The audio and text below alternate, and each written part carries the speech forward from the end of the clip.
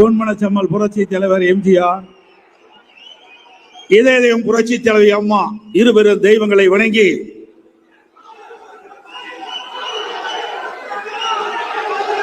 இந்த சிறப்பான எழுச்சியான செயற்குழு பொதுக்குழுவுக்கு தற்காலிக கழக அவைத்தலைவராக பொறுப்பேற்று இந்த பொதுக்குழு கூட்டத்தை நடத்தி கொண்டிருக்கின்ற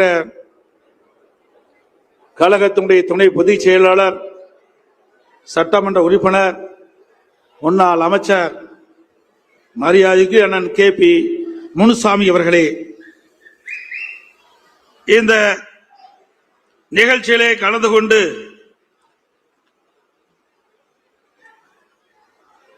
சிறப்பான கருத்துக்களை உங்களிடத்திலே பகிர்ந்து கொண்ட தலைமை கழகத்தினுடைய நிர்வாகிகள்,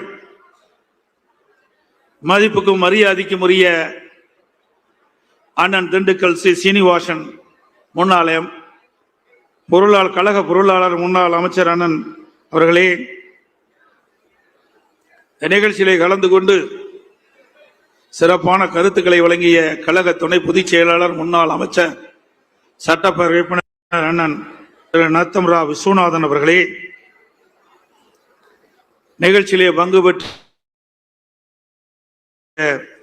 கழக தலைமை நிலை செயலாளர், முன்னாள் அமைச்சர், சட்டப்பேரவை உறுப்பினர் திரு SP வேலுமணி அவர்களே, இந்த நிகழ்ச்சியிலே கலந்து கொண்டு சிறப்பித்துக் கொண்டிருந்து வரவேற்புரை நிகழ்த்திய கழக மகளிரணி செயலாளர், கழக செய்தி தொடர்பாளர், முன்னாள் அமைச்சர் மரியாதைக்கு அக்கா திருமதி வளர்மதி அவர்களே, இரங்கல் தீர்மானத்தை வாசித்த முன்னாள் அமைச்சர், கழக அமைப்பு செயலாளர் அண்ணன் S. செம்மலை அவர்களே,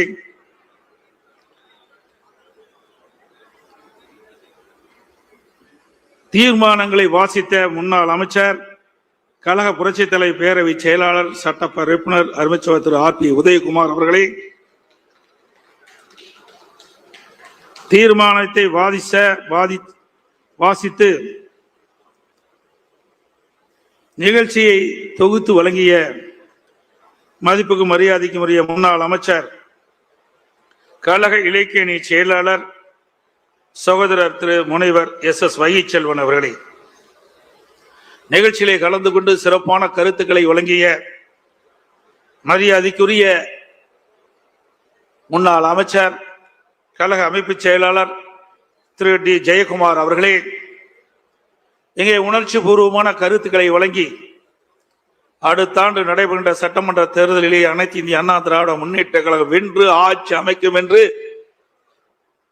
தெரிவித்த மாநில உறுப்பினர், கழக அமைப்பு செயலாளர், முன்னாள் அமைச்சர் அருமைச்சர் திரு CV சண்முகம் அவர்களே,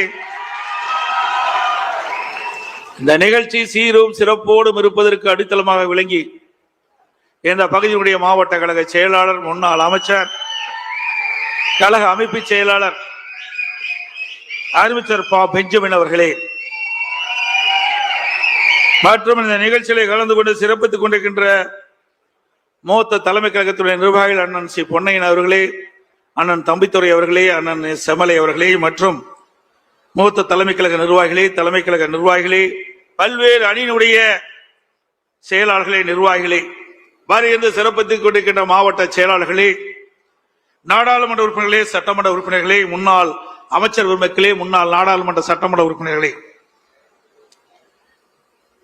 மாவட்ட கழகத்தினுடைய நிர்வாகிகளே, சார்பணி மாவட்ட செயலாளர்களே, நிகழ்ச்சியிலே பங்கு பெற்றுகின்ற நகர கழக செயலாளர்களே, ஒன்றிய கழக செயலாளர்களே, பேருகழக செயலாளர்களே, பகுதி கழக செயலாளர்களே, வருகின்ற சிறப்பு அழைப்பாளர்களே, மகளிரை சேர்ந்த சகோதரிகளே, பத்திரிகையாளர், ஊடக நண்பர்களே, அத்தனை பேருக்கும் என்னுடைய முதற்கண் நன்றி கலந்த வணக்கம்.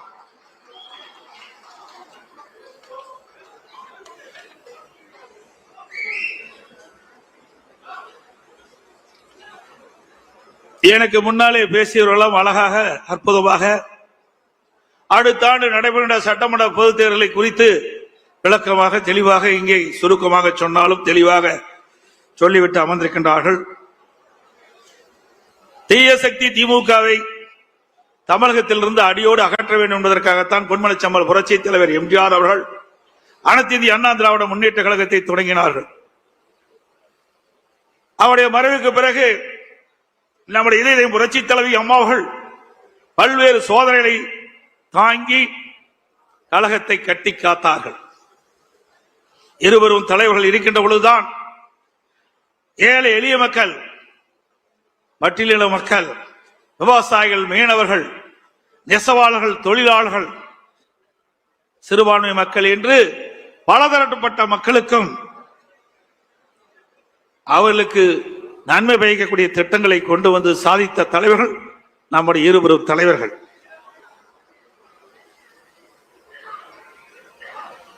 அவருடைய ஆட்சி காலத்தில் தான் மகளிர் மற்றும் இளைஞர்களுக்கு கல்வி, அறிவு, வேலை வாய்ப்பு, நல்வாழ்வு போன்ற அற்புதமான திட்டங்கள் கிடைக்கப்பட்டது.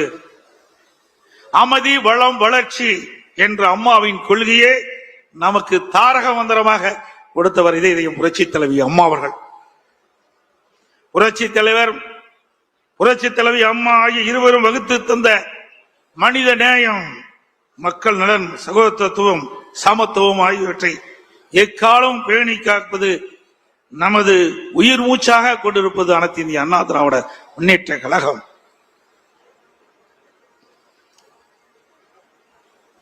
இன்றைக்கு ஆட்சியில இருக்கின்ற பொழுதும் இந்த பத்திரிகையும் ஊடகம் நம்மளை விமர்சனம் செய்தார்கள்.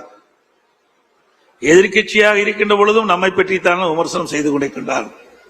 அனைத்து இந்திய அண்ணா திராவிட முன்னேற்ற கழக கட்சி இருக்கின்ற காரணத்தினால்தான் இந்த ஊடகமும் பத்திரிகையும் இயங்கிக் கொண்டிருக்கிறது என்று நிலை இருக்கின்றது. அனைத்து இந்திய அண்ணா திராவிட முன்னேற்ற கழகத்தை பொறுத்தவரைக்கும் பொன்மனச்செம்மல் புரட்சி தலைவர் எம்ஜிஆர் இதயம் புரட்சி தலைவர்களுக்கு வாரிசு இல்ல, நாம் தாம் வாரிசாக பார்த்தார்கள். நாட்டு மக்களைத்தான் வாரிசாக பார்த்தார்கள். அவளுக்கு என்ன செய்ய வேண்டும், எது செய்தால் நன்மை கிடைக்கும் என்று எண்ணி எண்ணி எண்ணற்ற திட்டங்களை வழங்கிய காரணத்தினால்தான் இன்றைக்கு அனைத்து இந்திய அண்ணா திராவிட முன்னேற்ற கழகத்தை எவராலும் தொட்டு பார்க்க முடியவில்லை. எனக்கு முன்னாலே தலைமை கழக நிர்வாகிகள் பேசியது போல எவ்வளவு பிரச்சனை. சட்டமன்றத்திலே பெரும்பான்மை நிரூபிக்கின்ற பொழுது இருக்கின்ற மேடையிலே வீட்டிருக்கின்ற அமைச்சர் பெருமக்கள் அப்பொழுது அமைச்சராக இருந்தால் அந்த காட்சியெல்லாம் நாம் பார்த்தோம். அந்த தீர்மானம் நிறைவேற்றக்கூடாது என்பதற்கு நம்மோடு இருந்தவர்களே சில பேர் எதிரியோடு சேர்ந்து கைகோர்த்து ஒரு சோதனையை உருவாக்கினார்கள். சட்டமன்ற மாமன்றத்திலே சட்டப்பேரவை தலைவருடைய உத்தரவின் பேரிலே பெரும்பான்மை நிரூபிக்கின்ற தீர்மானத்தை கொண்டு வருகின்ற பொழுது இப்ப முதலமைச்சர் அன்றைக்கு எதிர்க்கட்சி தலைவராக இருந்தார். அவரும் அவரோடு சேர்ந்த சட்டமன்ற உறுப்பினர்களும் எப்படி நடந்து கொண்டார் என்பது தொலைக்காட்சியின் வாயிலாக நாம் அத்தனை பேரும் பார்த்தீர்கள். உங்களுடைய ஆதரவால் சட்டமன்ற உறுப்பினருடைய ஆதரவால் முதலமைச்சராக தேர்ந்தெடுக்கப்பட்டு அந்த தீர்மானத்தை நிறைவேற்றுகின்ற நிலையிலே என் மீது என்னுடைய மேஜையின் மீது ஏறி டான்ஸ் ஆடுறாங்க திமுக எம்எல்ஏ. இங்க இருக்கின்ற அமைச்சர்கள் முன்னரசில் இருக்கின்றார்களே, அமைச்சர்கள் மீது அமைச்சருடைய மேஜையின் மீது ஏறி டான்ஸ் ஆடுறாங்க. சட்டப்பேரவை தலைவர் அவரை கீழே இழுத்து தள்ளி அவருடைய இருக்கையிலே அமர்கிறார்கள். அவருடைய மைக் உடைக்கப்படுகிறது. அப்படிப்பட்ட கொடுமையான நிகழ்ச்சி ஏற்படுத்தியவர் இன்றைய முதலமைச்சர் திரு ஸ்டாலின் அவர்கள். எண்ணி பாருங்கள், அதையெல்லாம் நாம் கடந்தோம், வெற்றி பெற்றோம். அது பொறுத்து கொள்ள முடியாமல் சட்டையை கிழித்துக் கொண்டு வீதியிலே தெரிந்தவர் தான் இன்றைய முதலமைச்சர் ஸ்டாலின் அவர்கள். ஸ்டாலின் அவர்களே, அன்றைக்கு நீங்கள் சட்டையை கிழித்துக் கொண்டுதான் வெளியே சென்றீர்கள்.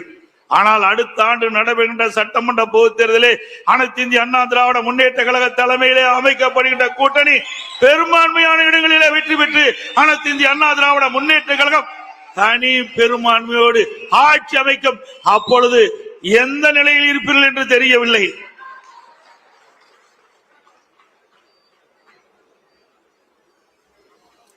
மேலும் அனைத்து இந்திய அண்ணா திராவிட முன்னேற்ற கழகம் ஆட்சியில் அமர்ந்த பிறகு அதை உடைக்க பல்வேறு சதித்திட்டங்கள் தீட்டப்பட்டன. அதை முடக்க பல்வேறு நடவடிக்கைகள் எடுக்கப்பட்டன. பல்வேறு வழக்குகளை தொடர்ந்தார். அதையெல்லாம் தாண்டிதான் நாம் ஒரு சிறப்பான ஆட்சியை நாட்டு மக்களுக்கு கொடுத்தோம். இன்றைக்கும் எதிர்கட்சிகள், ஏன் திராவிட முன்னேற்ற கழக கட்சி கூட நம்முடைய ஆட்சியை பற்றி விமர்சனம் செய்ய முடியவில்லை. அப்படி அற்புதமான ஆட்சி கொடுத்தது அதிமுக அரசாங்கம்.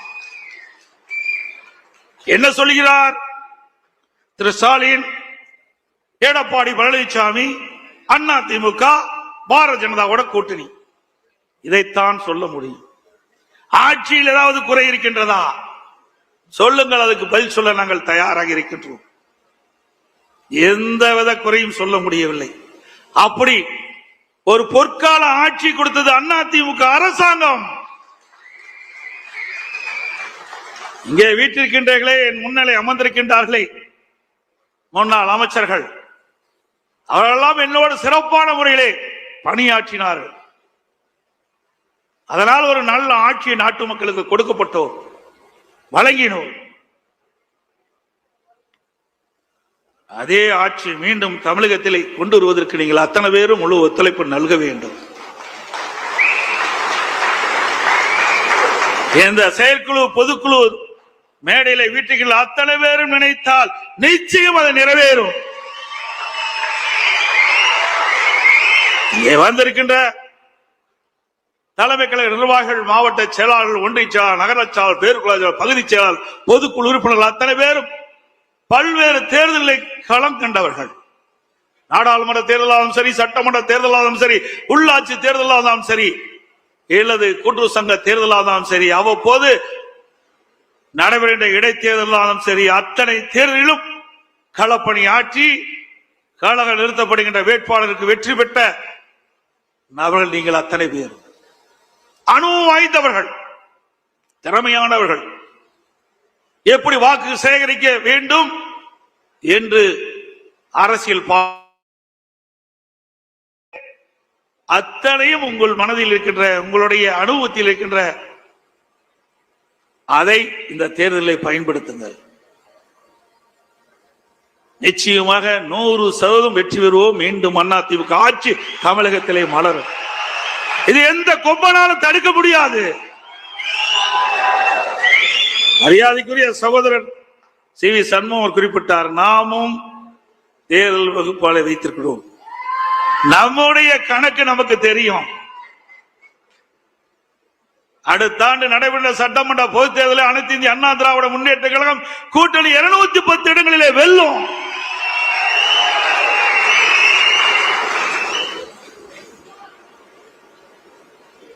நம்முடைய கழக நிர்வாகிகளுக்கே சில நேரத்தில் சந்தேகம் ஏற்பட்டது. அதையெல்லாம் போக்குவது எங்களுடைய கடமை என்ற அடிப்படையிலே சில விளக்கங்களை தர விரும்புகின்றேன். எனக்கு முன்னாலே தலைமை கழக நிர்வாகிகள் குறிப்பிட்டதை போல வேறு 2 லட்சம் வாக்குகளிலே 43 சட்டமன்ற உறுப்பினர்களை இழந்தோம். அதனால ஆட்சி இழந்து இன்னைக்கு எதிர்கட்சி வரிசையிலே அமர்ந்திருக்கின்றோம். அது யார் சூழ்ச்சியால் அந்த வாக்குகள் இழக்கப்பட்ட என்ற விவரத்தையும் அவர்கள் சொன்னார்கள். 2011 2020 வரைக்கும் ஒரு பொற்கால ஆட்சி கொடுத்தது அனைத்து இந்திய அண்ணா திராவிட முன்னேற்ற கழகம். அந்த காலகட்டத்திலே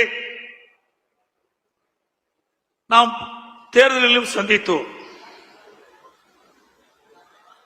இன்றைக்கு 1991 திமுக 2 இடம் தான் வெற்றி பெற்றது. திமுக 2 இடத்துல தான் ஜெயிச்சாங்க. நம்முடைய அம்மாவுடைய தலைமையிலே அமைக்கப்பட்ட கூட்டணி பெரும்பாலான இடங்களில் அனைத்தும் வெற்றி பெற்றது. ஒரு சரித்திர சாதனையை படைத்தோம். அதற்கு பிறகு 2006 நாம் 4 இடங்களில் தான் வெற்றி பெற்றோம். 2001 மீண்டும் அனைத்து இந்திய அண்ணா திராவிட முன்னேற்ற கழகம் வெற்றி பெற்று இதை புரட்சி தலைவி அம்மாவில் தமிழகத்திலே முதலமைச்சராக தேர்ந்தெடுக்கப்பட்டார். 2006 திராவிட முன்னேற்ற கழகம் 96 இடங்களிலே வெற்றி பெற்று மைனாரிட்டி ஆட்சி நடைபெற்றுக் கொண்டிருந்தது.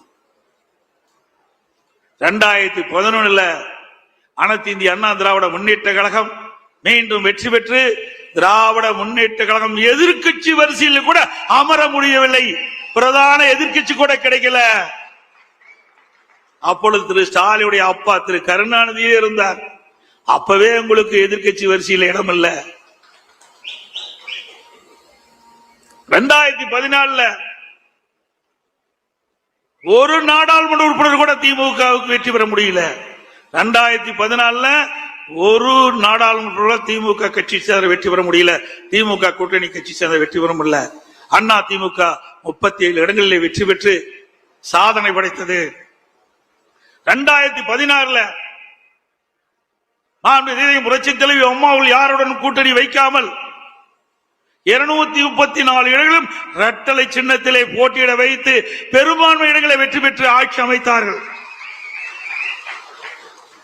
இப்படிப்பட்ட இயக்கத்தை பற்றி திமுக தலைவர் விமர்சனம் செய்வது கேலி கூத்தாக இருக்கின்றது. சக்கரம் சுற்றி கொண்டே இருக்கும், கீழே இருக்க சக்கரம் மேலே வரும். அது தெரியாமல், விவரம் தெரியாமல் திரு ஸ்டாலின் பேசி வருகிறார். அதே வேளையில் நாம் சிந்தித்து பார்க்க வேண்டும். நாடாளுமன்ற தேர்தலிலே மக்கள் ஒரு மாதிரி வாக்களிப்பாங்க, சட்டமன்ற தேர்தலிலே வேறு மாதிரி வாக்களிப்பார்கள். அதுதான் தமிழ்நாட்டுடைய நிலைமை. 2019 நாடாளுமன்ற தேர்தல் நடைபெற்றது. அப்பொழுது 39 நாடாளுமன்றத்தில் 234 சட்டமன்ற தொகுதி இருந்தது. அதுல 2 தொகுதியில தான் நாம் வெற்றி பெற்றோம். அப்பொழுது இடைத்தேர்தல் நடந்தது. 22 சட்டமன்ற தேர்தலில் 9 தேர்தல் நாம் வெற்றி பெற்றோம்.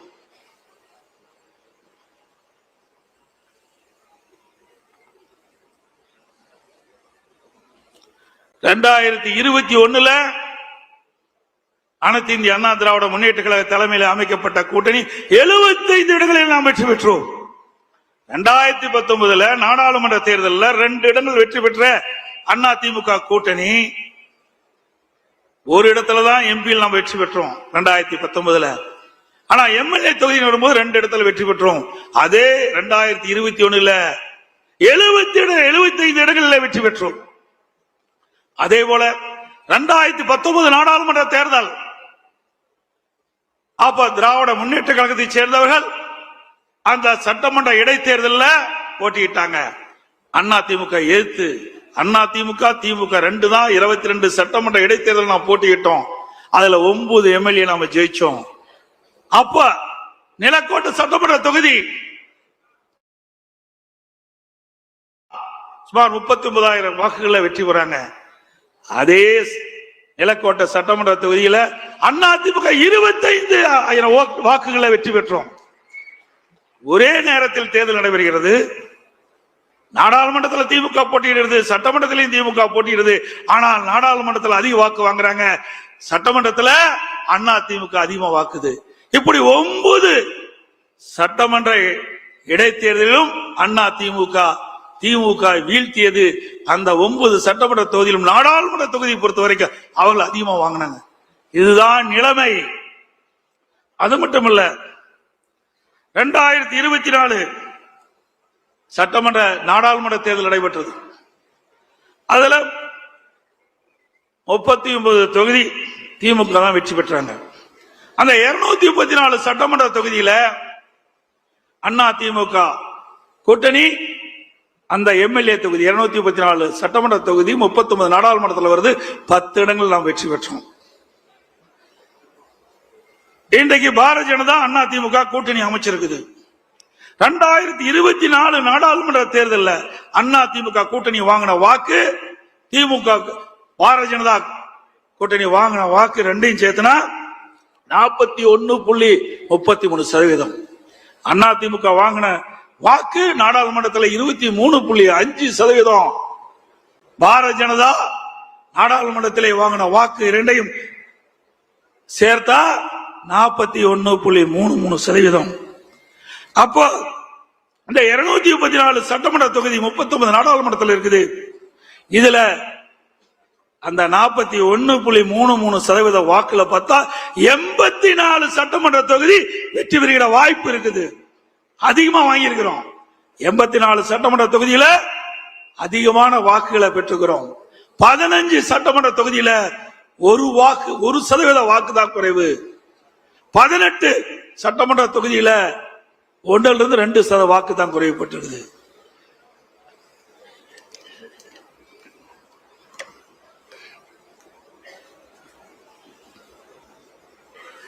(2021) சட்டமன்ற பொதுத் தேர்தல், 2019 நாடாளுமன்ற தேர்தல் ரெண்டு ஒப்பிட்டு நான் சொன்னேன். 2019 நாடாளுமன்ற தேர்தலில் அந்த நாடாளுமன்ற தேர்தல் 2 இடங்கள் தான் எம்எல்ஏ தொகுதியில் வெற்றி பெற்றோம். 21 75 தொகுதி வெற்றி பெற்றோம். இப்போ அதிமுக பாரதிய ஜனதா கூட்டணி அமைச்ச பிறகு 84 இடங்களை வெற்றி பெற்றிருக்கிறோம். அப்போ 19 2 இடங்கள் வெற்றி பெற்ற போது 84 என்று சொன்னால் 75 என்று சொன்னால் இப்பொழுது 84 என்றால் அடுத்த ஆண்டு நடைபெற்ற சட்டமன்ற பொதுத் தேர்தலில் 210 இடங்களில் அதிமுக தலைமையில் அமைக்கக்கூடிய கூட்டணி வெல்லும்.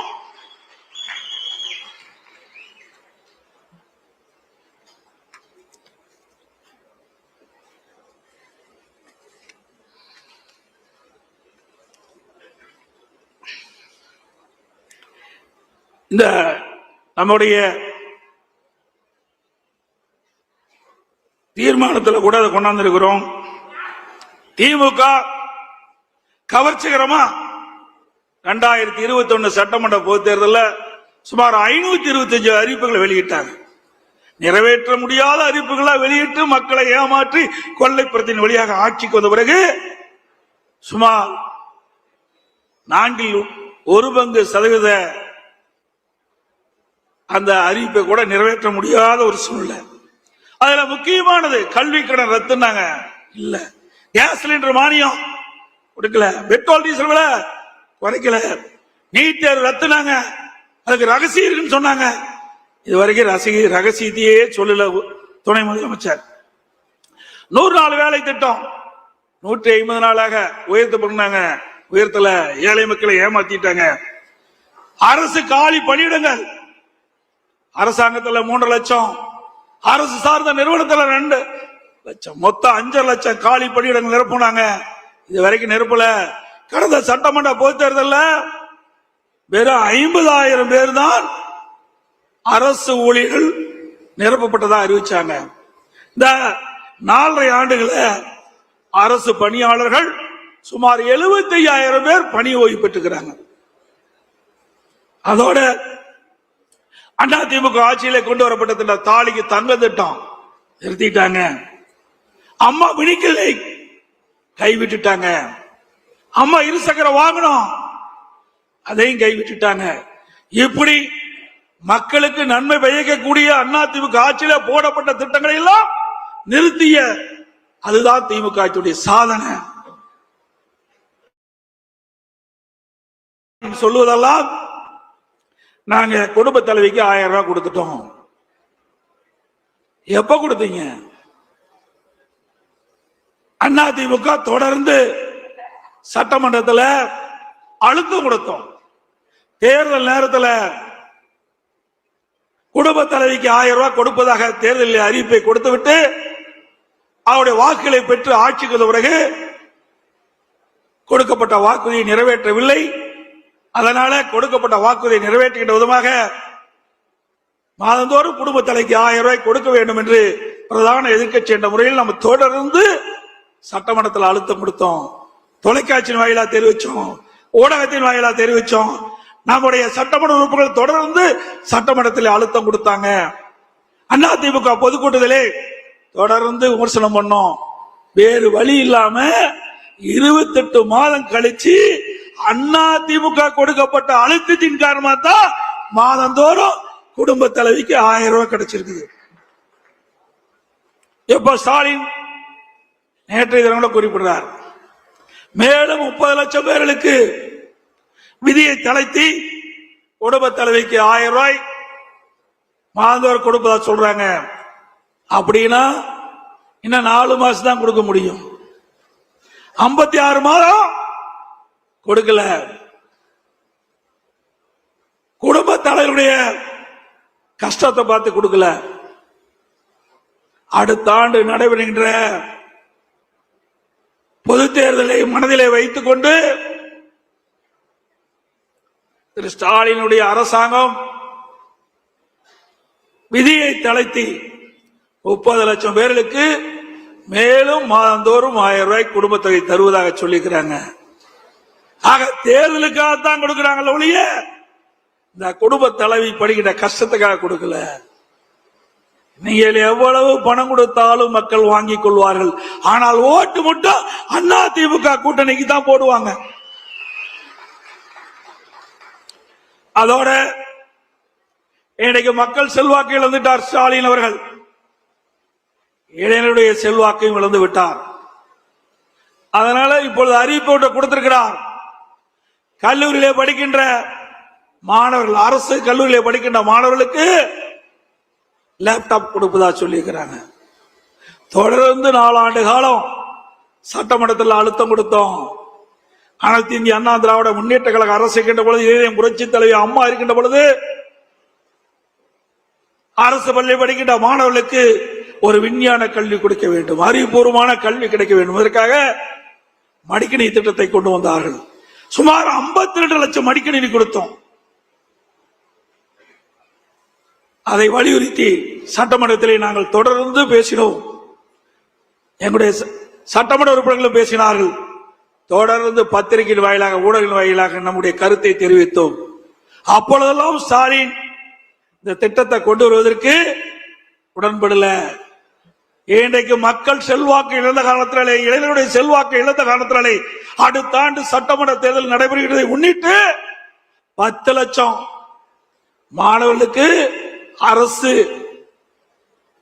கல்லூரியிலே படிக்கின்ற மாணவர்களுக்கு லேப்டாப் கொடுப்பதாக அறிவிச்சிருக்கிறார். மாணவர்களுடைய நலன் கருதி கொடுக்கல. அடுத்த ஆண்டு நடைபெறுகின்ற சட்டமன்ற பொதுத் தேர்தலில் அந்த இளைஞர்களுடைய வாக்கு கிடைக்க என்பதற்காக இந்த 10 லட்சம் லேப்டாப் கொடுக்குறீங்க. சரி, இப்ப கொடுப்பத இந்த கல்லூரி திறப்பதற்கு முன்பே கொடுத்திருந்தா அவளுக்கு பயனுள்ளதா இருந்திருக்கும். ஆனா கல்லூரி திறந்து 5 மாதம் கழித்து இப்ப கொடுக்கறீங்க. அந்த கல்லூரியில் மாணவர் சேர்ந்த உடனே அவருடைய சொந்த பணத்துல லேப்டாப் வாங்கி இன்றைக்கு அதன் மூலமாக அறிவுத்திறனை வளர்த்திட்டு இருக்கிறாங்க. இந்த லேப்டாப் கொடுப்பதனால என்ன பயன் எண்ணி பாருங்க. இதை கொடுப்பதை மட்டும் வேண்டாம் என்று சொல்லவில்லை. கொடுப்பதை உரிய நேரத்தில் கொடுத்தீங்களா? இல்ல. அவருடைய வாக்கு தேவை. அடுத்த ஆண்டு நடைபெறுகின்ற தேர்தல் திமுகவுக்கு பயம் வந்து விட்டது, தோல்வி அடைந்து விடுவோம் என்று பயம் வந்து விட்டது. அதனால அவசரமாக இன்றைக்கு அரசு கல்வியிலே படிக்கின்ற மாணவர்களுக்கு லேப்டாப் கொடுப்பதாக அறிவிச்சிருக்கிறாங்க.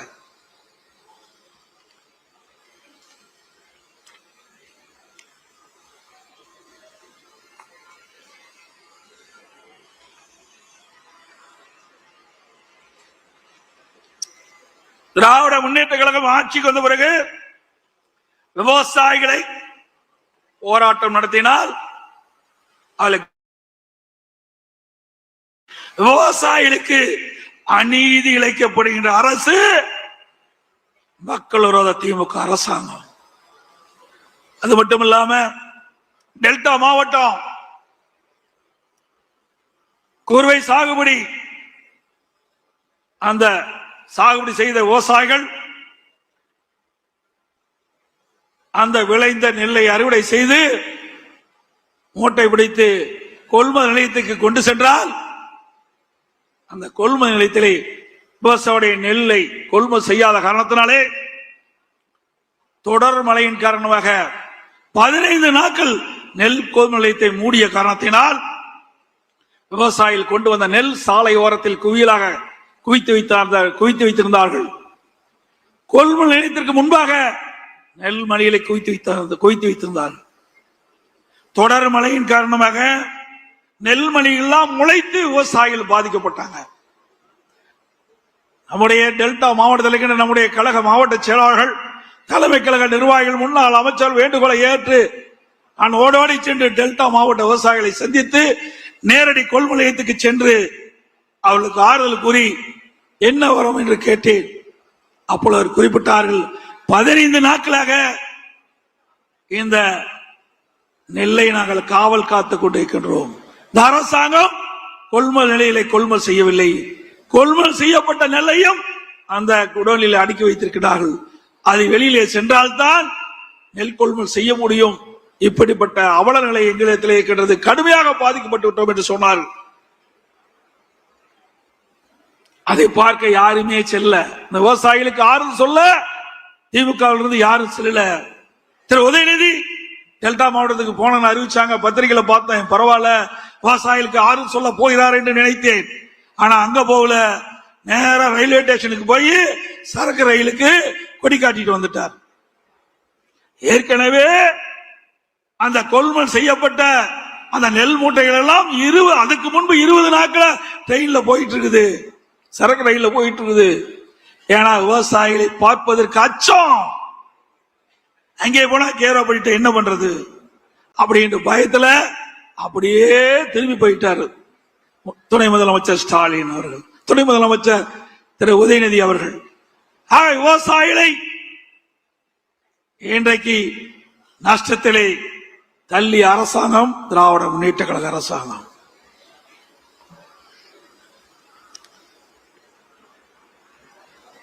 அதே போல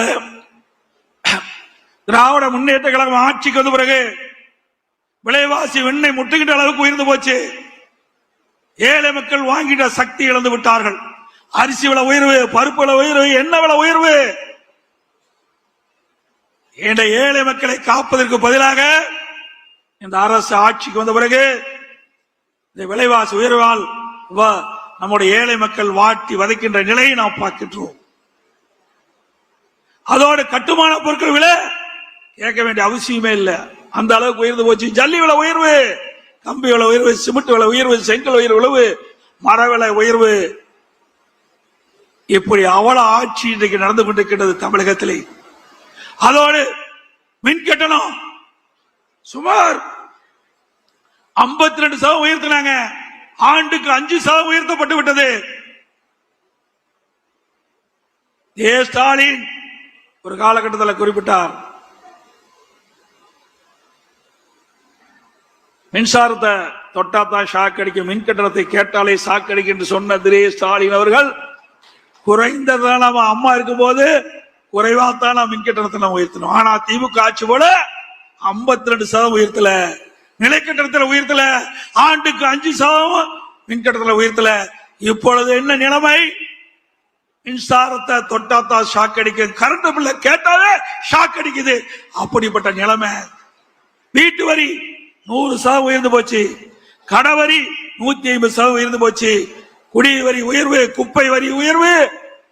இப்படி வரி மேல் வரி போட்டு மக்களை வாட்டி வதைக்கின்ற அரசாங்கம் திமுக அரசாங்கம். இதே அண்ணா திமுக ஆட்சியில ஒப்பிட்டு பாருங்கள், மின் கட்டணம் எவ்வளவு குறைவு, வீட்டு வரி எவ்வளவு குறைவு, கடை வரி எவ்வளவு குறைவு. ஆக மக்களுக்கு நன்மை கிடைத்தது அண்ணா திமுக ஆட்சியிலே. இன்றைக்கு திராவிட முன்னேற்ற கழக ஆட்சியிலே வரி மேல் வரி போட்டு மக்களை உறிஞ்சுகின்ற, சத்தத்தை உறிஞ்சுகின்ற நிலைதான் இன்றைய நிலை என்பதை நாம் எண்ணி பார்க்க வேண்டும். நெசவாளருடைய நிலை பரிதாபமான நிலை. நெசவு தொழில் நலிவடைந்து விட்டது. அதை சீர் செய்ய அரசு எந்த நடவடிக்கை எடுக்கல. விசைத்தறி தொழில் அழிந்து போய்விட்டது, உண்டான நடவடிக்கை எடுக்கல. அதில் இருக்கின்ற தொழிலாளர்கள் வேலையில்லாத காரணத்தினாலே வறுமையில் வாடி உடல் உறுப்புகளை வைக்கின்ற அவல நிலைக்கு இந்த ஆட்சியிலே போய்விட்டது. இன்றைக்கு இந்தியாவிலே எத்தனையோ மாநிலம் இருக்குது. தமிழகத்தில் ஆட்சி புரிகின்ற இந்த ஸ்டாலின் மாடல் அரசாங்கத்திலே உடல் உறுப்பை விற்று வாழ்க்கை நடத்தக்கூடிய ஒரு துர்பாக்கிய நிலை இந்த ஆட்சியிலே தான் பார்க்கப்படுகிறது.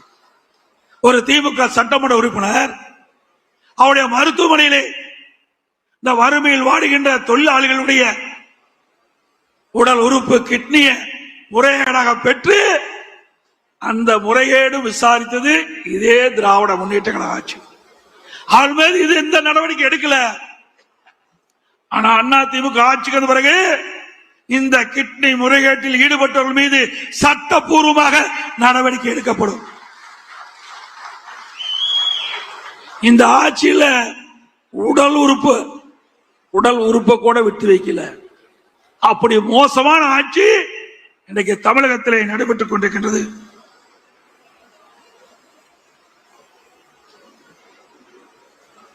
போக்குவரத்து துறையிலே போக்குவரத்து முன்னாள் ஊழியர்கள் தங்களுக்கு கிடைக்க வேண்டிய பணம் கிடைக்கவில்லை என்று போராட்டத்தில் இறங்கி போராடி பணம் பெறுகின்ற சூழ்நிலை.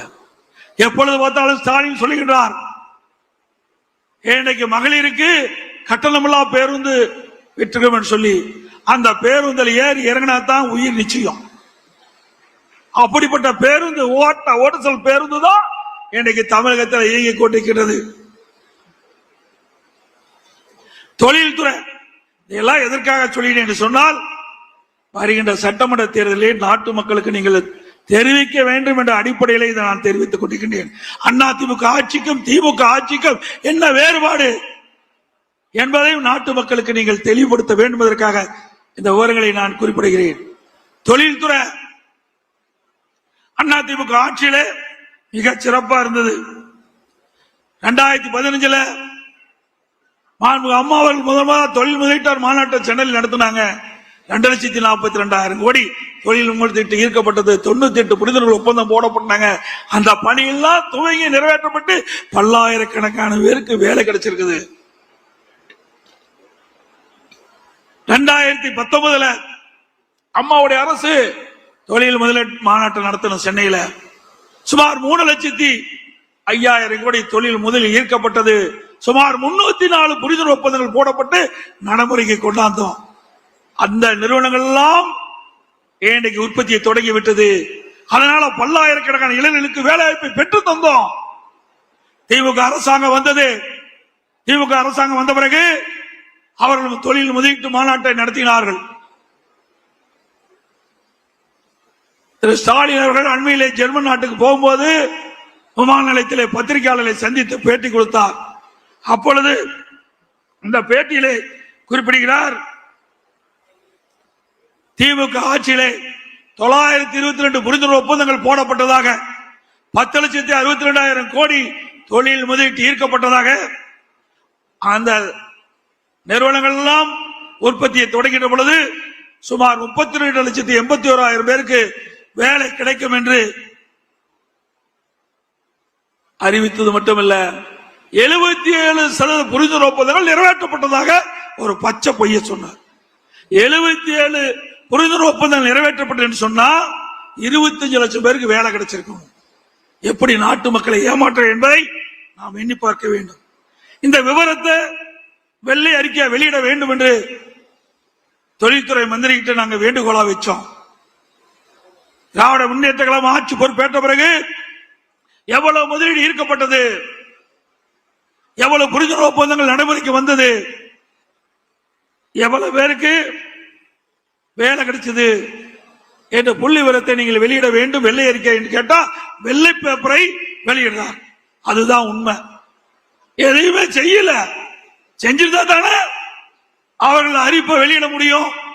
இப்படிப்பட்ட நிலைமை பொய்ய பேசி பேசி உண்மையாக்க பாக்குறாங்க விடியா திமுக ஆட்சியில. எனக்கு முன்னால தலைமை செயலர் அறிவிச்சவர் வேலுமணி சொன்னாங்க, திமுக ஆட்சியில் எந்த ஒரு பெரிய திட்டத்தையும் கொண்டாடல. அண்ணா திமுக ஆட்சியில கொண்டு வரப்பட்டு நிறைவேற்றப்பட்ட திட்டங்களை தான் ஸ்டிக்கர் ஒட்டி திறந்துட்டு இருக்காங்க. அத்திக்கடை அவனாசி திட்டம் அண்ணா திமுக ஆட்சியில போடப்பட்டது, ஸ்டிக்கர் ஒட்டி திறக்கிறார்.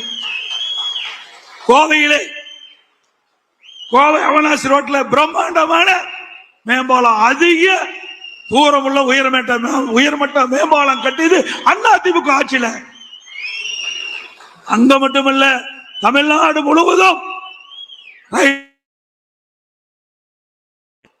சாலை சந்திப்பில் மேம்பாலம், ஆற்று குறுக்கிலே மேம்பாலம், நல்ல சாலை வசதி,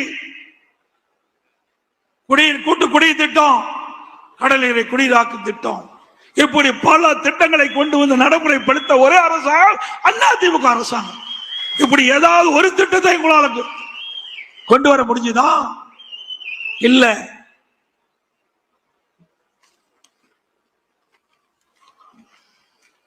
அதோட கடலை பத்தி சொன்னாங்க. அண்ணா திமுக ஆட்சி இருக்கின்ற பொழுது சுமார் 73 ஆண்டு காலம் தமிழகத்திலே பல்வேறு கட்சிகள் ஆட்சி புரிந்தன. அந்த 73 ஆண்டுகள 2021 வரை 73 ஆண்டு காலம் பல்வேறு கட்சிகள், காங்கிரஸ் ஆட்சி, திமுக ஆட்சி, அண்ணா திமுக ஆட்சி என்று பல்வேறு கட்சிகள் தமிழகத்தில் ஆட்சி புரிந்தது. 2021 5,18,000 கோடி தான் கடை. கொரோனா காலம்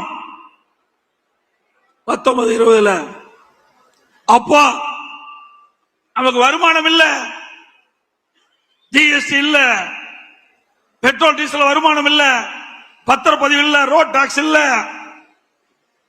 கலால் வரி கிடையாது, வரியே இல்லாம ஓராண்டு ஆட்சி புரிந்த ஒரே அரசாங்கம் அதிமுக அரசாங்கம். அந்த காலகட்டத்தில் கூட ஏழை மக்கள் பாதிக்க கூடாது என்பதற்காக ரேஷன் கடையில் 11 மாதம் விலையில்லா உணவுப் பொருளை கொடுத்த அரசாங்கம் அதிமுக அரசாங்கம். அந்த கொரோனா தொற்று, அந்த நோய் எப்படி ஒருவருக்கு வரும், அதை எப்படி அந்த நோயை குணப்படுத்துவது என்று எதுவுமே தெரியாத சூழ்நிலையில் கூட தமிழகத்தில் இருக்கின்ற விலை மதிக்க முடியாத உயிர்களை காப்பாற்றிய ஒரே அரசாங்கம் அதிமுக அரசாங்கம். இன்னைக்கு வல்லரசுல கூட இப்படிப்பட்ட சிகிச்சை கொரோனாவால் பாதிக்கப்பட்ட மக்களுக்கு கொடுக்கல. பாரத பிரதமர் அனைத்து முதலமைச்சருடைய கருத்துக்களை காணொலி காட்சி மூலம் கேட்கின்ற பொழுது அவர் குறிப்பிட்டார், தமிழகத்திலே கொரோனா வைரஸ் பரவலை தடுப்பதில் முதல் மாநிலம் நீங்க தமிழ்நாட்டில் நீங்க கடைபிடிங்க, கொரோனா வைரஸை தடுக்க முடியும் என்று. அப்படி ஒரு சிறப்பான ஆட்சி கொடுத்த அரசாங்கம், மக்களை காத்த அரசாங்கம் நேரத்தில் எண்ணி பார்க்க வேண்டும்.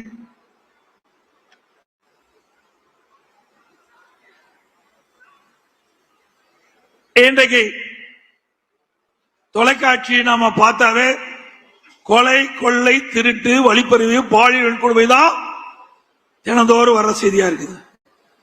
அப்பெல்லாம் பாத்தீங்கன்னா தங்க என்ன விலை, வெள்ளி என்ன விலையெல்லாம் வரும். இப்ப கொலை நிலவரம் என்ன நிலவரம் வந்துகிட்டு இருக்குது. அப்படிப்பட்ட அவல ஆட்சி தமிழகத்தில் நடைபெற்றுக் கொண்டிருக்கிறது. இன்றைக்கு தமிழகத்தில் போதைப் பொருள் நிறைந்த மாநிலமாக காட்சியளிக்குது. ஆக அதையெல்லாம் தடுக்க திறமையற்ற அரசாங்கமா திமுக அரசு இருக்குது. ஏன்னா பாதி பேர் திமுக காரனை விற்கிறான், ஆனா தடுக்க முடியாது. இன்றைக்கு திமுக ஆட்சிக்கு பிறகு எல்லா துறையும் ஊழல், டாஸ்மாக் துறையில் ஊழல், இன்றைக்கு ஒப்பந்தம் மற்றும் விற்பனை முறைகேடல், மணல் கடத்தல், போக்குவரத்து துறையில ஊழல், மின்சார வாரியத்திலே ஊழல், அதோட மதுரையில அங்க இருக்கிற மாநகராட்சியில வருவாய் 200 கோடி ஊழல் செஞ்சிருக்காங்க. ஆட்டுக்கு, மாட்டுக்கு, பன்னிக்கெல்லாம் வரி போட்டாங்க. அந்த பன்னியில போட்ட வரி கூட விட்டு வைக்கல திமுக ஆட்சி.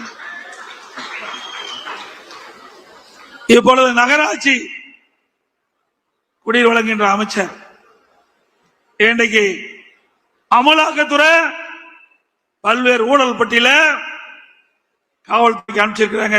போடணும். முதலா ஒருத்தர் போக போறார், முதலா ஒருத்தர் போறார், படிப்படியா போவாங்க. ஆக இன்னும் 2-3 மாதம் இருக்குது, 100 நாள் தான் இருக்குது தேர்தலுக்கு. அந்த 100 நாள்ல எத்தனை திமுக அமைச்சர்கள் எங்கு போவார்கள் தெரியும், பத்திரமான இடத்துக்கு போவாங்க. சென்னை மாநகராட்சியில கழிப்பறை பராமரிப்புல ஊழல், மின்சாரத்துறையில டிரான்ஸ்பார்மர் டெண்டர் விட்டதுல ஊழல், ஒரே மாதிரி டெண்டர். இன்னைக்கு 3 லட்சத்துக்குன்னு சொன்னா 12 பேரும் 3 லட்சத்துக்கு கோட் பண்ணியிருக்கிறாங்க. இப்படி அப்பட்டமாக ஊழல் செய்கிற ஒரே அரசாங்கம் திமுக அரசாங்கம். பத்திரப்பதிவு உங்களுக்கு எல்லாத்துக்கும் தெரியும்.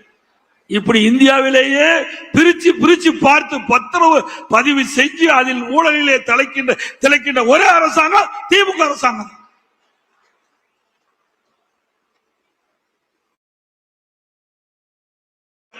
அந்த ஏழைகளுக்கு கொடுப்பதில் கூட விட்டு வைக்கல, முறையா கொடுக்கல, தரமற்ற நூலை கொடுத்துட்டு அதுலயும் ஊழல்.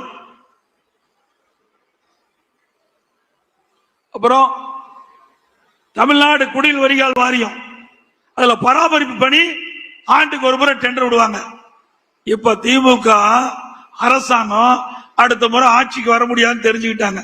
3 ஆண்டுக்கு ஒரு முறை டெண்டர் வருவதாக கமிஷன் பெறுவதற்கு இப்பொழுது தயாராகிட்டாங்க. எப்பொழுது பார்த்தாலும் அதிமுக முன்னாள் அமைச்சர் மீது வழக்கு போட்டிருக்கிறாங்க அப்படின்னு சொல்லிட்டு இருந்தாங்க. இப்ப திமுக அமைச்சர் மீது எத்தனை பேர் மீது வழக்கு, இன்னும் எத்தனை பேர் மீது வழக்கு வர இருக்கிறது என்பதை எண்ணி பார்க்க வேண்டும். பொன்முடி அவரது மனைவி சொத்து குவிப்பு வழக்கு, செந்தில் பாலாஜி வெளியிலே வர முடியாது, அந்த அளவுக்கு வலிமையான வழக்கு இருக்குது. துரைமுருகன் அண்ணன் மணல் ஊழல்ல மாட்டிக்கிட்டு விதி விளங்கி இருக்கிறார். KN நேரு நகராட்சி நிர்வாக பணி, அந்த நிர்வாக பணி, அந்த பணிக்கு ஆள் எடுப்பதில் ஊழல், டெண்டர் ஊழல். அனிதா ராதாகிருஷ்ணன் அவர்கள் சொத்து குவிப்பு வழக்கு. திரு ஏவே வேலு அவர் மேலேயும் ஊழல் வருதா, ஊழல் வழக்கு இருப்பதா சொல்றாங்க. திரு ஐ பெரியசாமி அவர்கள் வீட்டு வசதி வாரிய நில மோசடி. திரு தங்கம் தென்னரசு சொத்து குவிப்பு வழக்கு. திரு KKS ராமச்சந்திரன் சொத்து குவிப்பு வழக்கு. திரு ரகுபதி சிறைத்துறையில் உணவு வழங்குதல் ஊழல் மற்றும் சிறை வாடகை இடமாற்றம் ஊழல். திரு ராஜா கண்ணப்பன் போக்குவரத்து துணை போக்குவரத்து ஆணை உள்ளது 35 லட்சம் பரிமாற்றதா செய்தி வெளிவந்துள்ளது. திரு சக்கரபாணி பொங்கலுக்கு பொங்கல் தோப்பு கொடுத்தார்ல, அவர் வெள்ளம் கொடுத்தது மறக்கவே முடியாது. தைப்பொங்கல் வந்தா அந்த வெள்ளம் ஞாபகம் தான் மக்களுக்கு வரும்.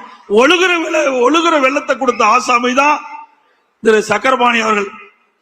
அதே போல சிவசங்கர் அவர்கள். இப்படி பல பேர் ஊழல் பட்டியலில் இடம்பெற்றிருக்கிறீங்க. எங்களை பார்த்தா ஊழலை பத்தி பேசுறீங்க. திமுக ஆட்சியுடைய நிலையே கலெக்ஷன், கமிஷன், கரப்ஷன். இதுதான் தாரக மந்திரம். இதெல்லாம் பட்டியல் இருக்குது. இவரெல்லாம் தேர்தல் நேரத்தில் எங்க இருப்பான்னு தெரியாது. வெளியில் இருப்பது எனக்கு தெரியல. ஏன்னா நடவடிக்கை தொடங்கிட்டாங்க. பத்திரமா இருக்க வேண்டிய இடத்துல இருப்பாங்க. திரு பள்ளிவேல் தியாகராஜன் நிதி அமைச்சராக இருக்கும்போது ஒரு ஆடியோவில் ஒரு செய்தி வெளியிட்டார். திரு உதயநிதி அவர்களும் திரு சபரீஷ் அவர்களும் 30,000 கோடி கையில் வைத்துக் கொண்டு என்ன செய்வது என்று தெரியாமல் திகைத்துக் கொண்டிருப்பதாக ஒரு செய்தி எல்லா வலைதளம் பார்த்திருப்பீங்க. 30,000 கோடி கொள்ளையடிச்சிருக்காங்கன்னா எத்தனை டிபார்ட்மெண்ட்ல எவ்வளவு கொள்ளையடிச்சிருப்பாங்க. இதையெல்லாம் அதிமுக ஆட்சிக்கு பிறகு தோண்டி எடுத்து சட்டப்பூர்வ நடவடிக்கை எடுக்கப்படும். திமுக பொறுத்த வரைக்கும் அந்த காலத்திலிருந்து இந்த காலம் வரை திமுக ஊழல் திமுக அதுதான் நிலை. எப்பொழுது திமுக வந்தாலும் ஊழல் தொடர்ந்து வரும். இதுதான் தமிழ்நாட்டுடைய நிலைப்பாடு.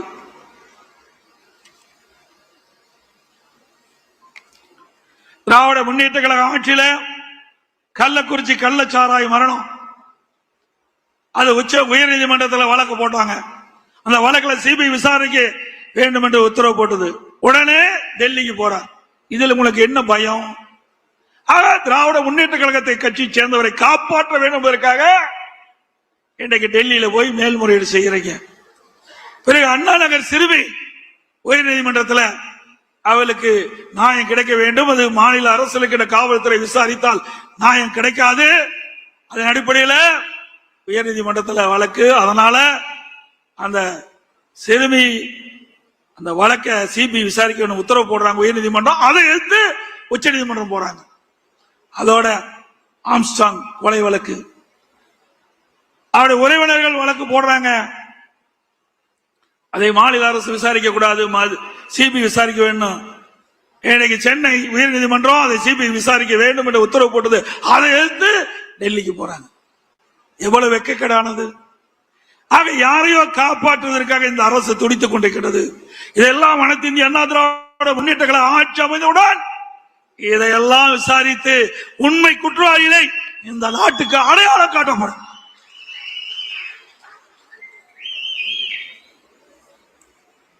இதுல எனக்கு முன்னால சொன்னாங்க SIR. இந்த SIR என்று கேட்டாவே ஸ்டாலின் அலர்ந்தார், துடிக்கிறார். ஏன்னா எல்லாம் கள்ள ஓட்டு போட்டு தானே ஜெயிச்சிருக்கிறாங்க. உண்மையா பெற்றோர் வெற்றி பெறவில்லை.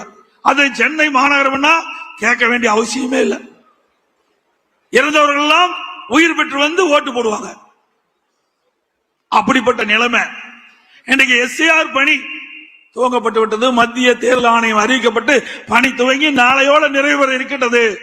நம்முடைய கழக நிர்வாகிகள், தொண்டர்கள், மாவட்ட செயலாளர், ஒன்றிய நகரச்சாளர், பேரூர் செயலாளர், பகுதி செயலாளர், வட்டச் செயலாளர், வார்டு செயலாளர் அத்தனை பேர் ஒருமித்த கருத்தோடு நாளை இறுதி நாள்.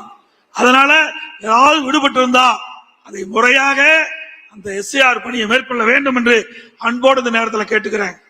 திமுக தலைவர் ஸ்டாலின் எதிர்த்தா எதிர்க்க வேண்டிய அவசியம் என்ன?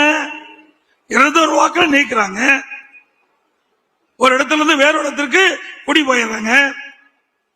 அவர் அந்த இடத்துல வாக்கு பதிவாகிறது. ஏற்கனவே இருக்கிற இடத்துல தொடர்ந்து இந்த வாக்காளர் பட்டியலில் ஒரு பெயர் இடம்பெற்று வருது. அதை நீக்குவதில் என்ன தவறு? இரட்டை வாக்காளர், அதை நீக்குவதில் என்ன தவறு?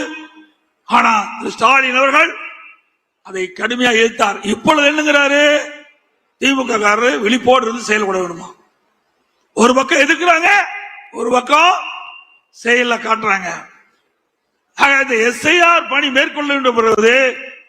இன்னைக்கு பாத்தீங்கன்னா சென்னை மாநகரத்தில் பத்தி பாத்தீங்கன்னா ஒவ்வொரு தொகுதியிலும் 50,000 70,000 வாக்குகள் இன்றைக்கு அது விடுவிக்க வேண்டிய சூழ்நிலை இருக்குது. அப்படி தமிழ்நாடு முழுவதும் அனைத்து தொகுதியிலும் 10,000 30,000 வாக்குகள் இந்த எஸ்ஐஆர் பணி மேற்கொள்கின்ற பொழுது இறந்தவர் வாக்காளர் பட்டியலிருந்து விடுவிக்கப்படுகிறார். இரட்டை வாக்காளர் நீக்கப்படுகிறது. அதே போல குடிபெயர்ந்தவர்கள், மாற்றிடத்துக்கு போனவர்கள் அதை கண்டறிந்து அவர் விடுவிக்கப்படுகிறது. இப்படி தமிழ்நாடு முழுவதும் முறைகேடாக வாக்காளர் பட்டியலில் இடம்பெற்றவர்கள் சுமார் பல லட்சம் பேர் விடுவிக்கப்படுகின்ற சூழ்நிலை ஏற்படுது. இதையெல்லாம் விடுவிக்கலனா அடுத்த ஆண்டு நடைபெற்ற சட்டமன்ற தேர்தலில் இப்படி போலி வாக்காளரை வைத்து அவள் வெற்றி பெறுவதற்கு ஒரு வாய்ப்பு ஏற்படும். அதனாலதான் அலறாங்க, துடிக்கிறாங்க ஸ்டாலின்.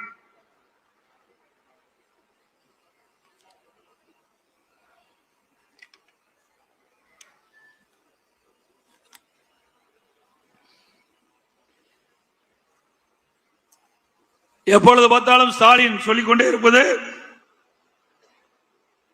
அண்ணா திமுக பாரதிய ஜனதாவுடைய அடிமை. அண்ணா திமுக எப்பொழுதும் யாருக்கும் அடிமை இல்லை என்பதை பல முறை சுட்டிக்காட்டிவிட்டோம்.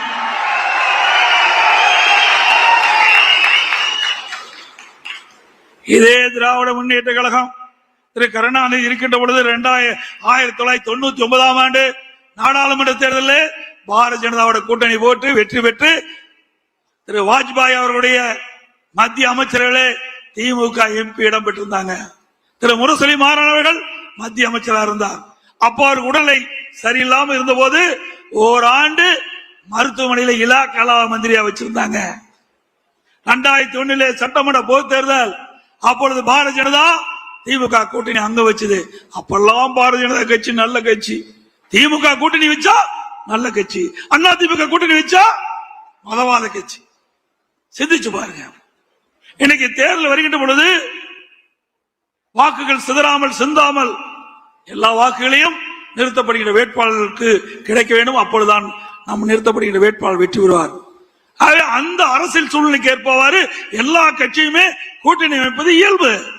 திமுகவும் கூட்டணி வைக்குது, அண்ணா திமுக கூட்டணி வைக்குது. அண்ணா திமுக கூட்டணி இடம்பெற்ற கட்சி தான் திமுகவில் இப்பொழுது இடம்பெற்றிருக்குது.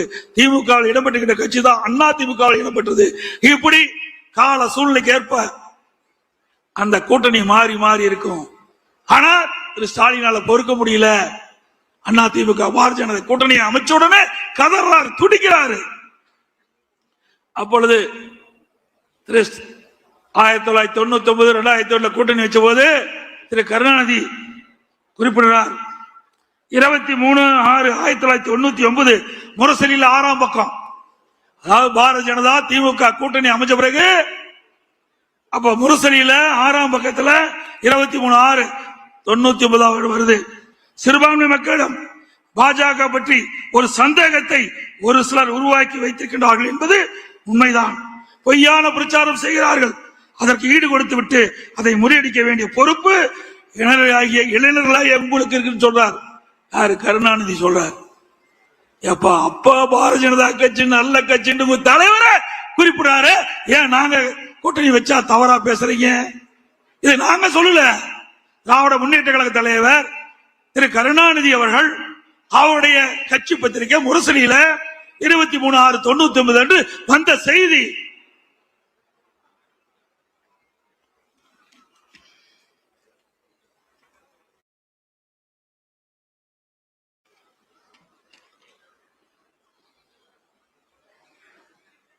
அதே போல எப்பொழுது பார்த்தாலும் அடிமை என்று சொல்லுகிறீர்கள். நீங்க தாங்க அடிமை. 2011 மத்தியிலே காங்கிரஸ் ஆட்சி. அப்பொழுது அந்த காலகட்டத்தில் சட்டமன்ற தேர்தல் வர இருக்கிறது. அப்ப சட்டமன்ற தேர்தல் வருகின்ற பொழுது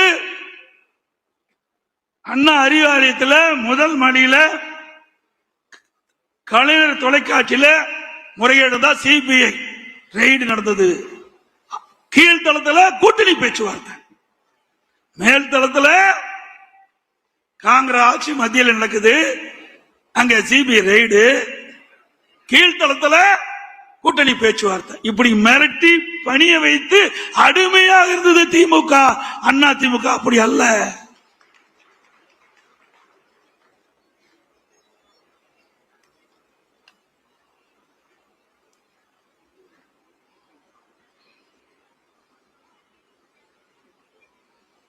அதே போல வேண்டுமென்றே திட்டமிட்டு நம்முடைய நிர்வாகி மீது வழக்கு போடுவது. சிந்திச்சு பாருங்க. 4ஆம் தேதி திரு ஸ்டாலின் அவர்கள் 2011 கொளத்தூர் சட்டமன்ற தேர்தலில் போட்டியிடுறார். அந்த தேர்தலில் முறைகேடு நடந்ததாக அப்போ போட்டியிட்ட அனைத்து இந்திய அண்ணா திராவிட முன்னேற்ற வேட்பாளர் வழக்கு தொடர்றார். அந்த வழக்கின் அடிப்படையிலே உச்சநீதிமன்றத்திலே வழக்கு தொடர்ந்து நடந்துகிட்டு இருக்குது. அதை பற்றி ஒரு பத்திரிகையாவது ஒரு ஊடகமாவது வெளியிட்டாங்களா? சிந்திச்சு பாருங்க. அண்ணா திமுக பற்றி நேற்றைக்கு முன்தினம் பத்திரிகையில போடுறீங்க. ஆனா ஒரு நாட்டுடைய முதலமைச்சர் 2011 சட்டமன்ற தேர்தலில் கொளத்தூர் தொழிலே போட்டியிட்ட அவரை பற்றி விசாரணை வருகின்ற பொழுது எந்த ஊடகம் எந்த பத்திரிகையும் வெளிப்படுத்தல. 2 மணி நேரம் வாதம் நடந்திருக்குது. மீண்டும் நாளை தினம் 11ஆம் தேதி வர இருக்குதாக கேள்விப்பட்டேன். ஆக ஊடகம் மூலம் பத்திரிகை மூலம் தர்மத்தை நீங்கள் நாட வேண்டும். பத்திரிகை என்பது ஒரு நடுநிலையா இருக்க வேண்டும் என்று திட்டமிட்டு அண்ணா திமுகவை அவதூறு செய்தியை வெளியிடுவதை நிறுத்தி விடுங்கள். ஏன் மிரட்டுறாங்களா? பயமா இருக்க மாட்டேங்குது பத்திரிகை ஊடகத்துக்கும். ஏன்னா திரு சவுக்கு சங்கர் வீட்டுல மலத்தையும் அங்க இருக்கிற சாக்கடை தண்ணி ஊத்திட்டாங்களே, அது போல இந்த ஊடக நிறுவனத்தினுடைய பொறுப்பாளர்கள் மீதும் பத்திரிகை நடத்துகின்ற உரிமையாளர்கள் வீட்லையும் ஏதாவது மலத்தையும் அல்லது சாக்கடை தண்ணி ஊத்திடுவான்னு பயமோ என்னமோ. 4ஆம் தேதி உச்ச நீதிமன்றத்தில் வழக்கு நடக்குது. அந்த வழக்கை பற்றி எந்த ஊடகமாவது எந்த பத்திரிகையாவது செய்தியை வெளியிட்டீங்களா? சிந்திச்சு பாருங்க. எங்கள் மீது எவ்வளவு வழக்கு போட்டீங்க, உங்கள மீது வழக்கு வந்து விட்டதெல்லாம் சந்திங்க.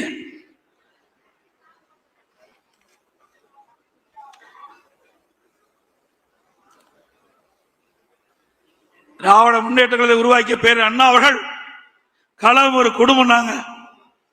இன்றைக்கு திமுக கருணாநிதி குடும்பம் மாறி போச்சு. திமுக கருணாநிதி குடும்பம் ஆச்சு. அது கருணாநிதியுடைய திமுக ஜனநாயக முறையில் கட்சியில் அது ஒரு கார்பரேட் கம்பெனி ஆகிவிட்டது. நீங்க பாத்தீங்கன்னா திரு கருணாநிதி முதலமைச்சர் வந்தாரு, அதுக்கு பிறகு ஸ்டாலின் முதலமைச்சர். இப்ப உதயநிதி கொண்டு வருவதற்கு துடிச்சிட்டு இருக்காரு. ஒருபோதும் நடக்காது. ஸ்டாலின் ஒருபோதும் நடக்காது. அவர் எம்எல்ஏ ஆக்கினீங்க, அப்புறம் மந்திரி ஆக்கினீங்க, துணை முதலமைச்சர் ஆக்கிருக்கிறீங்க. அந்த உழைத்தவர்கள் எல்லாம் ஓரம் கட்டப்பட்டிருக்கிறார்கள். துரைமுருகன் அவர்கள் இப்பொழுது இருக்கின்ற சட்டமன்ற உறுப்பினர்களே அதிக நாள் சட்டமன்ற உறுப்பினர் இருந்தவர் அண்ணன் துரைமுருகன் அவர்கள்.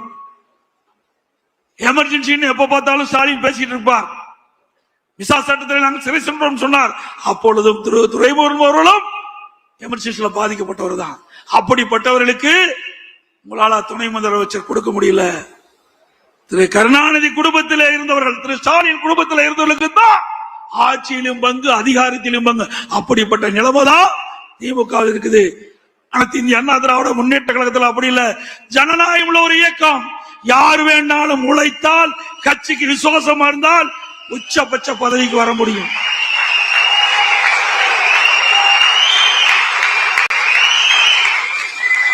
திமுக வர முடியுமா? வர முடியுங்களா?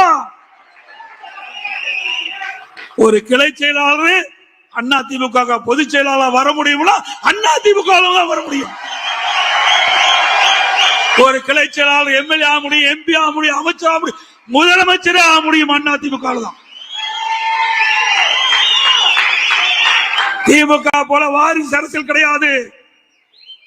குடும்ப ஆட்சி இல்ல, மன்னர் ஆட்சி இல்ல. அண்ணா திமுக ஒரு ஜனநாயகம் உள்ள ஒரு கட்சி. ஏழைகளுக்கும் இடம் உண்டு, உழைப்பவர்களுக்கும்.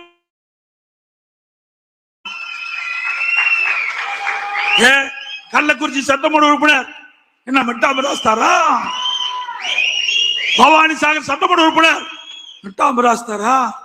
சாதாரண குடும்பத்தை சேர்ந்தவர், ஏழை குடும்பத்தை சேர்ந்தவர். அப்படிப்பட்டவர்கள் எல்லாம் அண்ணா திமுகவிலே வேட்பாளர் நிறுத்தப்பட்டு வெற்றி பெற்று அழகபாதிக்கின்ற கட்சி அண்ணா திமுக கட்சி. அதே போல அடுத்த ஆண்டு நடைபெற்ற சட்டமன்ற பொதுத் தேர்தலிலே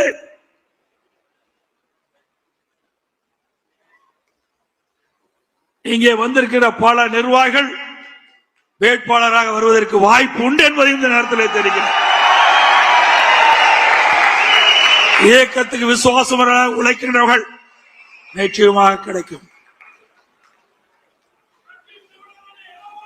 எனக்கு பின்னாலும்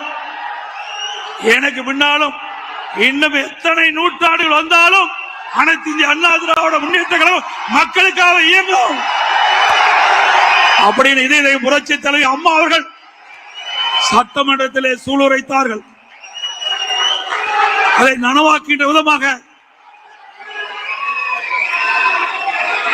ஒவ்வொருவரும் தேனீக்களை போல எறும்பை போல சுறுசுறுப்பாக பணியாற்றி நமக்கு விழக்கூடிய வாக்குகள் சிந்தாமல் சிதறாமல் தேர்தல் நேரத்திலே அவளை அழைத்து வந்து பதிய வைத்து தலைமை கழகம் அறிவிக்கப்படுகிற வேட்பாளர்கள் கூட்டணி கட்சியைச் சேர்ந்த வேட்பாளர் வெற்றி பெற செய்ய வேண்டும் என்று இருகர கோப்பைகளை வேண்டி கேட்டுக் கொள்கிறேன். அதோட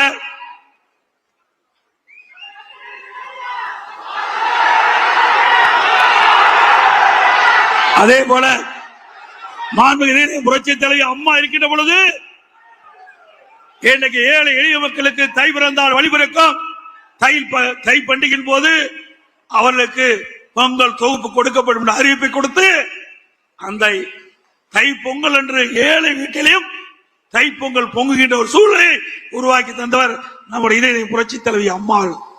அந்த வழியிலே வந்த அம்மாவுடைய அரசு தை பொங்கல் என்று எல்லா இல்லங்களிலும் மகிழ்ச்சியோடு தை பண்டிகை கொண்டாட என்பதற்காக எல்லா குடும்பத்தையும் 2500 ரூபாய் கொடுத்த அரசாங்கம் அண்ணா திமுக அரசாங்கம்.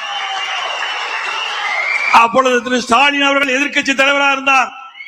அப்பொழுது குறிப்பிட்டார், ஏன் முதலமைச்சர் எடப்பாடி பழனிசாமி குடும்பத்துக்கு 5000 ரூபாய் கொடுக்கலாம், 5000 ரூபாய் கொடுக்கலாம் திரு ஸ்டாலின் சொன்னார். திரு ஸ்டாலின் அவர்களே, நாங்கள் வேண்டுகோளாக வைக்கிறோம், தை பிறந்தால் வழிபிறக்கும் தமிழனுடைய திருநாள் தை திருநாள். அப்படி தை திருநாளிலே தை பண்டிகையின் போது எல்லா இடங்களிலும் மகிழ்ச்சியோடு தை பண்டிகை கொண்டாடுகின்ற விதமாக ஒவ்வொரு குடும்பத்துக்கும் 5000 ரூபாய் வழங்குங்கள். இப்பொழுதாவது நீங்கள் செய்த ஊழலாவது, எவ்வளவோ ஊழல் செய்து விட்டீர்கள், எவ்வளவோ மக்கள் பணத்தை கொள்ளையடித்து விட்டீர்கள், இனியாவது கடைசி காலகட்டத்திலாவது மக்களுக்கு மகிழ்ச்சி ஊட்டுகின்ற விதமாக இந்த தை பண்டிகை மகிழ்ச்சிகரமாக கொண்டாடுகின்ற விதமாக ஒரு 5000 ரூபாய் நீங்கள் வழங்க வேண்டும். எவ்வளவோ கொள்ளையடிச்சிட்டு இருக்கிறீங்க, ஆனா மக்களுக்காக எந்த திட்டம் கொடுக்கல, எந்த பெரிய திட்டமும் இந்த ஆட்சியில் வரல. இதையாவது இந்த ஏழைகளுக்காக செய்ய வேண்டும் என்று வேண்டுகோளாக வைத்து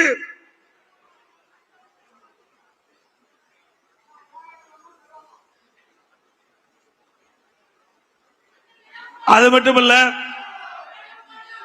நான் முன்கூட்டியே எனக்கு முன்னாலே தலைமை கழக நிர்வாகிகள் குறிப்பிட்டதை போல நான் முன்கூட்டியே தமிழகத்தில் பல்வேறு மாவட்டங்களில் எழுச்சி பயணத்தை மேற்கொண்டோம்.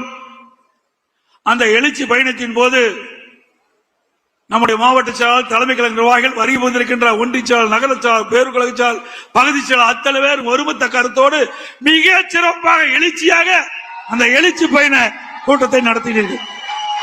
மக்களை காப்போம், தமிழகத்தை மீட்போம் என்று நாம் குரல் கொடுத்து கிட்டத்தட்ட 175 சட்டமன்ற தொகுதியிலும் அதிமுக அந்த பிரச்சாரத்தை தொடங்கிடும். இனி எந்த கட்சியும் இனிமேல் எவ்வளவு சட்டமன்ற தொகுதியில் போய் பிரச்சாரம் செய்ய முடியாது. அப்படி அருமையான எழுச்சி பயணம் மேற்கொண்டது. அதுக்கு அத்தனை மாவட்ட கலைச்சல் தலைமை நிர்வாகிகள் வருகின்ற ஒன்றிய நகர பேரூராட்சி பகுதிகள் அத்தனை பேரும் சிறப்பான முறையில் ஏற்பாடு செய்தார். அதுக்கு நன்றியை இந்த நேரத்தில் தெரிவித்துக் கொள்கின்றேன்.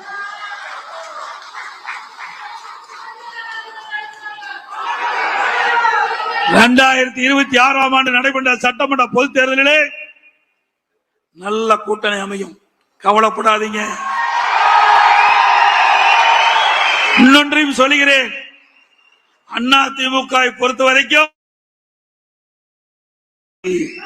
சொந்த பலம் வாய்ந்த கட்சி.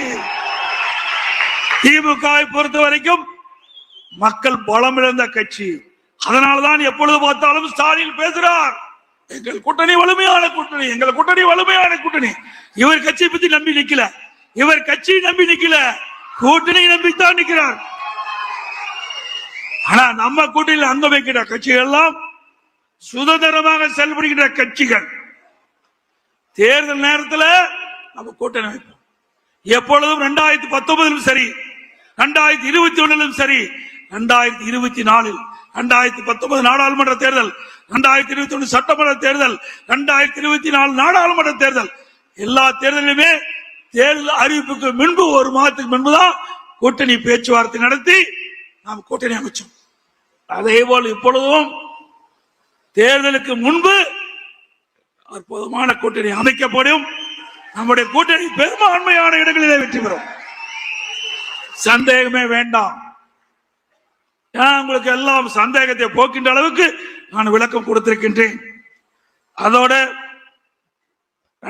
அடுத்த ஆண்டு 2026 ஆண்டு நடைபெற்ற சட்டமன்ற பொதுத் தேர்தலில் அதிமுக தலைமை தான் நம்முடைய கூட்டணிக்கு தலைமை தாங்கும். அதிமுக தான் ஆட்சி அமைக்கும், அதிமுக தான் தனி பெரும்பான்மையோடு ஆட்சி அமைக்கும்.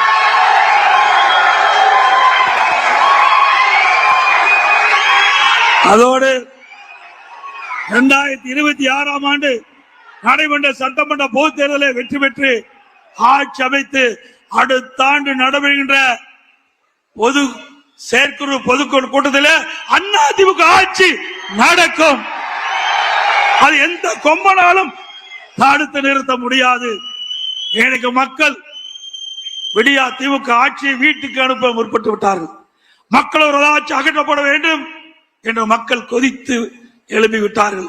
எப்பொழுது தேர்தல் வரும் என்று காத்துக் கொண்டிருக்கின்றார்கள். தேர்தல் வந்தால் திராவிட முன்னேற்ற கழகம் கூட்டணி தோல்வி பெறும், அதிமுக தலைமையில் அமைக்கிற கூட்டணி வெற்றி பெறும், அதிமுக ஆட்சி அமைக்கும் என்று சொல்லி